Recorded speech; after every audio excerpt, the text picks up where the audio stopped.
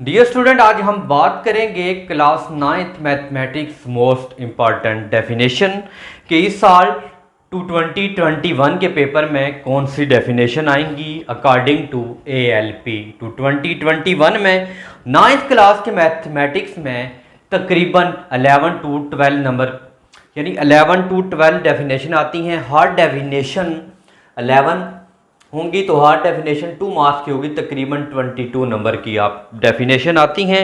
तो स्टूडेंट, अगर आप ये सारी जो मैं इंपॉर्टेंट डेफिनेशनें आपको बता रहे हैं चैप्टर वाइज हम डिस्कस करेंगे मोस्ट इम्पॉर्टेंट डेफिनेशन। तो आपने स्टूडेंट यहाँ पे मैं नोट करूँगा बोर्ड के ऊपर कि कौन सी इंपॉर्टेंट डेफिनेशन है जो इस साल पेपर में आने की चांसेस हैं। अगर इससे पहले स्टूडेंट आप इस चैनल पे न्यू हैं तो चैनल को ज़रूर सब्सक्राइब करें और अपने फ्रेंड के साथ शेयर करें। स्टूडेंट, हम डिस्कस करते हैं मोस्ट इम्पॉर्टेंट डेफिनेशनें कौन सी हैं जो इस साल पेपर में आने के 100% चांसेस रहते हैं। आप पास्ट पेपर में देखें, हर साल ही पेपर में तकरीबन 20 to 25 नंबर की डेफिनेशंस आती हैं। तो स्टूडेंट, सबसे पहले चैप्टर 1 की हम डेफिनेशनें डिस्कस करेंगे। चैप्टर नंबर 1 से जो स्टूडेंट आपने डेफिनेशनें करनी है तो सबसे पहले स्टूडेंट आपने मैट्रिक्स की डेफिनेशन करनी। मैट्रिक्स की डेफिनेशन के करने के बाद स्क्वायर एंड रेक्टेंगल मैट्रिक्स की डेफिनेशन स्टूडेंट आपने करनी है। उसके बाद symmetric and skew symmetric, symmetric and skews symmetric ये डेफिनेशन करनी है।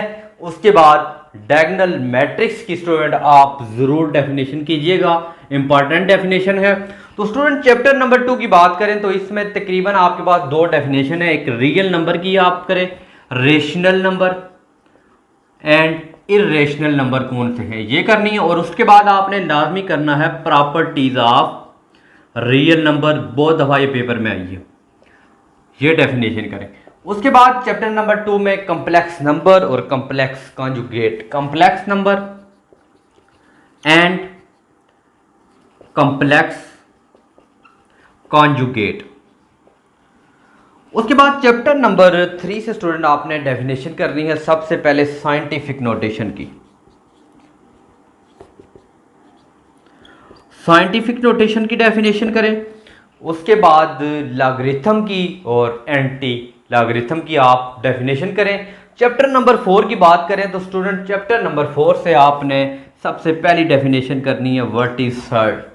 उसके बाद रेशनल एक्सप्रेशन की करनी है। चैप्टर नंबर 5 की बात करें student factor and remainder theorem की स्टूडेंट आपने डेफिनेशन करनी है, factor and remainder theorem chapter number 5 की। और चैप्टर नंबर 6 की बात करें तो वहां पे भी दो डेफिनेशन है, एक एलसीएम की स्टूडेंट आपने डेफिनेशन करनी है और दूसरी HCF की। अगर स्टूडेंट हम चैप्टर नंबर 7 की बात करें तो आपने पहली डेफिनेशन स्टूडेंट करनी है लीनियर इक्वेशन की, लीनियर इक्वेशन की। जो दूसरी डेफिनेशन स्टूडेंट है वो आपने करनी है रेडिकल इक्वेशन की, रेडिकल इक्वेशन की डेफिनेशन करेंगे। और उसके बाद आपने लाइन सेगमेंट की करें और उसके बाद इनइक्वालिटीज की डेफिनेशन अच्छी तरह आनी है। Chapter number 8 most important chapter definition के लिहाज से ओरिजिन की सबसे पहली डेफिनेशन स्टूडेंट आपने ओरिजिन की डेफिनेशन करनी है। उसके बाद स्टूडेंट आपने करनी है ऑर्डर पेयर की, ऑर्डर पेयर की डेफिनेशन। और उसके बाद स्टूडेंट आपने करनी है कोऑर्डिनेट ज्योमेट्री की, कोऑर्डिनेट ज्योमेट्री की डेफिनेशन करेंगे। और उसके बाद स्टूडेंट जो आपने डेफिनेशन करनी है नेक्स्ट स्टूडेंट आपके पास थी ओरिजिन की ऑर्डर पेयर की डेफिनेशन की। उसके बाद स्टूडेंट आपने ट्रायंगल की डेफिनेशन करनी है, ट्रायंगल की डेफिनेशन। और उसके बाद ये आगे 2-3 डेफिनेशन मैं बोल रहा हूँ, ये स्टूडेंट आप अच्छी तरह लिख लें।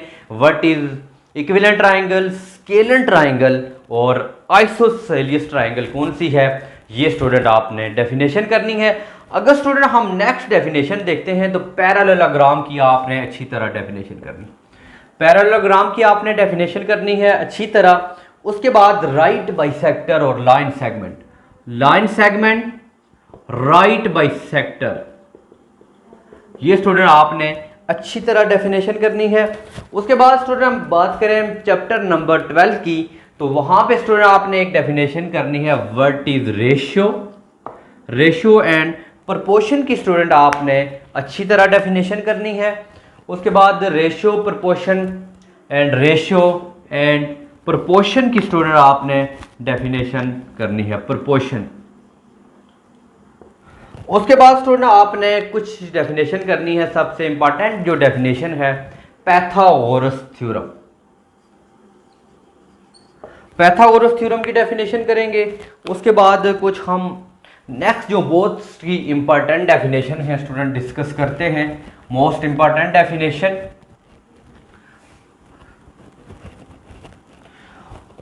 तो उसके बाद स्टूडेंट मैं कुछ डेफिनेशन बोलता हूं और स्टूडेंट आप लिखते जाएं कि कौन सी इंपॉर्टेंट। उसके बाद SAS पोस्टुलेट की मोस्ट इंपॉर्टेंट डेफिनेशन है, जरूर कीजिएगा, हर साल आती है डेफिनेशन।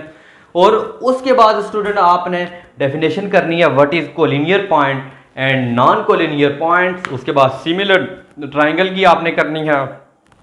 इन सेंटर की डेफिनेशन जरूर करें। सर्कम सर्कल की डेफिनेशन करनी है। और मोस्ट इंपॉर्टेंट डेफिनेशन जो है, altitude of triangle and altitude and median of a triangle जरूर कीजिएगा। व्हाट इज रेक्टेंगल रीजन और ट्राइंगल रीजन जो है चैप्टर नंबर 16 से है, जरूर कीजिएगा। और चैप्टर 16 की रिव्यू एक्सरसाइज में कुछ क्वेश्चन हैं, एरिया ऑफ ट्राइंगल या एरिया आप जो भी फर्क करें, हम student area of triangle find कर रहे हैं, तो एरिया ऑफ ट्राइंगल फाइंड करें या एरिया ऑफ स्क्वायर या रेक्टेंगल फाइंड करें। तो इसके लिए भी आसान सा मेथड का आप रिव्यू एक्सरसाइज में ज़रूर देखिएगा। तो आपके पास अगर आपके पास आता है what is the area of rectangle है तो 6 ये 3 है, तो 6 × 3 करेंगे तो 18 आंसर आ जाएगा। एक लाइन का आंसर है क्योंकि लेंथ मल्टीप्लाई ब्रेड्थ। अगर हम स्क्वायर का स्टूडेंट हम फाइंड करना चाहें तो व्हाट इज स्क्वायर, तो स्क्वायर की चारों साइड इक्वल होती हैं, 4 है, तो साइड का स्टूडेंट आप स्क्वायर करेंगे तो 16। तो इसी तरह स्टूडेंट अगर आप फाइंड करना चाहते हैं what is the area of triangle, तो उसके लिए स्टूडेंट आप फार्मूला याद रख लें, 1/2 बेस मल्टीप्लाई हाइट। कोई ट्राइंगल दी हुई है तो 1/2 को बेस और हाइट से मल्टीप्लाई करके 2 से डिवाइड करेंगे तो अवेलेबल है आपके सोल्यूशन आपकी रिव्यू एक्सरसाइज 16 की। और चैप्टर नंबर 17 से 17.1 आपने ज़रूर करनी है। उसमें कुछ डेफिनेशन है जो मैं ऑलरेडी बता चुका हूँ, तो आप स्टूडेंट ये डेफिनेशन आप ज़रूर कीजिएगा। तो आप पास पेपर से भी जितनी डेफिनेशन है ये सारी मैंने लिखी हैं, मोस्ट इंपॉर्टेंट डेफिनेशन है, तो आपने ज़रूर डेफिनेशन करके जानी है। क्योंकि क्वेश्चन नंबर शॉर्ट क्वेश्चन का क्वेश्चन नंबर 3 होता है, उसमें यानी 6 करने होते हैं, उस 6 में से तकरीबन बहुत सारी डेफिनेशनें आ जाती हैं। तो स्टूडेंट अगर आप चैनल पे न्यू हैं तो चैनल को ज़रूर सब्सक्राइब कीजिएगा और अपने फ्रेंड के साथ ज़रूर शेयर कीजिएगा। मिलते हैं नेक्स्ट वीडियो में, तब तक के लिए इजाज़त दीजिए। अल्लाह।